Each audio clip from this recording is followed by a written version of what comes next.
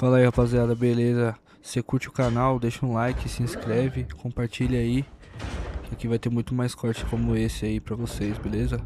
Valeu! Esquenta para as eleições de 2026, que recebe hoje o candidato à presidência da República, o pré-candidato à presidência da República pelo partido Missão, Renan Santos. Até já!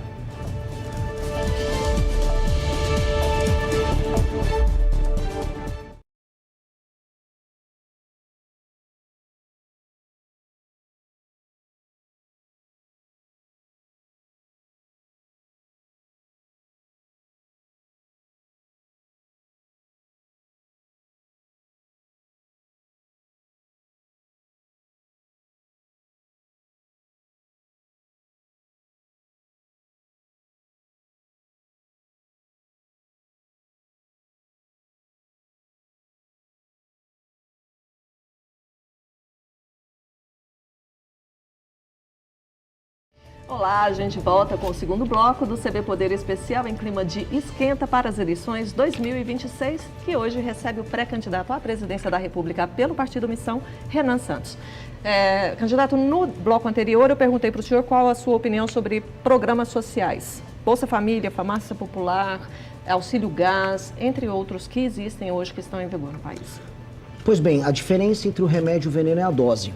Eu acredito que temos que ter políticas de assistência para pessoas em situação de vulnerabilidade e em locais que não há atividade econômica. E quando a gente roda, especialmente municípios pequenos, eu tive agora na Marcha dos Prefeitos falando sobre isso, municípios pequenos em regiões distantes de grandes centros, em especial na região norte e nordeste, diante da ausência de atividade econômica, algumas pessoas para sobreviver vão precisar de um Bolsa Família, para ter acesso a um remédio vão precisar de uma farmácia popular. Isso é um dado da realidade. Dito isso, a partir do momento que a gente percebe que mais de 40% dos domicílios na região Nordeste estão no Bolsa Família, a gente percebe que o remédio começou a virar o veneno. E o remédio vira veneno no sentido de que não há um estímulo hoje do tomador de decisões, um prefeito, ou mesmo da parte do governo federal, em alterar essa realidade, que é aumento da atividade econômica. Eu quero, geração de frentes de trabalho nos municípios que têm baixa infraestrutura e que têm pessoas no Bolsa Família. Um rapaz ou uma moça que vão lá no CRASP tirar o Bolsa Família numa cidade, por exemplo, no interior do Maranhão, que não tem uma via de escoamento, as ruas ou as estradas estaduais que conectam elas com outros lugares para levar a produção da agricultura familiar, tudo esburacado, tudo de terra. Pois bem, vamos fazer uma frente de trabalho com essas pessoas, vou pagar um pouco a mais e vou chamar essas pessoas para participar dessa reconstrução de infraestrutura junto com o governo federal. Nós precisamos recriar nas pessoas a sensação e a ideia de que o trabalho as libertará de um modelo político hoje que é um modelo de exploração. Infelizmente, a gente tem um modelo político de exploração que mantém essas pessoas reféns de uma classe política que vive de apaniguados, gente pendurada na máquina pública e uma assistência que vem do governo federal. Então, a política nossa tem que ser, tenho que diminuir isso e aumentar a atividade econômica nos pequenos municípios. Isso terá um efeito muito grande na vida das pessoas e na autoestima das pessoas. E qual a sua avaliação sobre o fim da escala 6x1, então, falando de trabalho, né? A proposta do governo federal sobre isso é uma proposta hoje irresponsável. Irresponsável.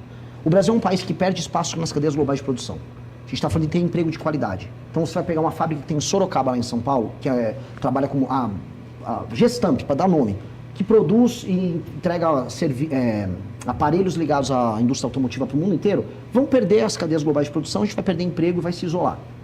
Pessoas que trabalham em pequenos restaurantes e pequenos serviços que não dispõem de um capital de giro, ainda mais um país com juros altos como o Brasil tá, não vão ter condição de arcar com isso.